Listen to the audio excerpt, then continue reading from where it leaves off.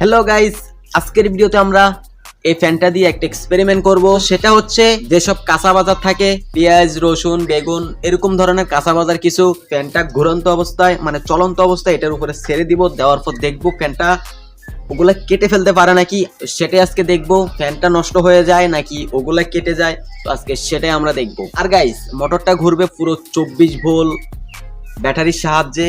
আমরা 12 ভোল্টের দুইটা ব্যাটারি নিয়ে 24 ভোল্ট করব, করার পর এটাকে চলাবো। এটা হচ্ছে 12 ভোল্টের মোটর আর আমি দিব 24 ভোল্ট। তো চলেন গাইস শুরু করি। আর আপনাদের বেশি কিছু করতে হবে না গাইস, ভিডিওটাতে একটা লাইক করে দিয়েন আর চ্যানেলটা অবশ্যই সাবস্ক্রাইব করিয়েন। তো চলেন শুরু করা যাক।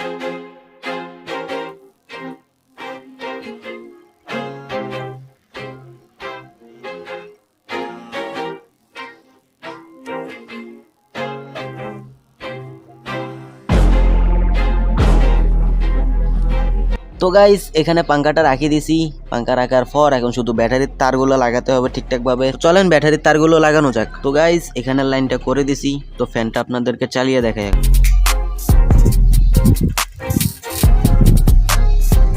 আর গাইস, ফ্যানটা কিন্তু অনেক জোরে ঘুরতেছে, বুঝতেছেন না হয়তো ক্যামেরাতে। তো গাইস, এইগুলো এখন পাঙ্খাটার ভিতরে দিই আর রিয়াকশন দেখি।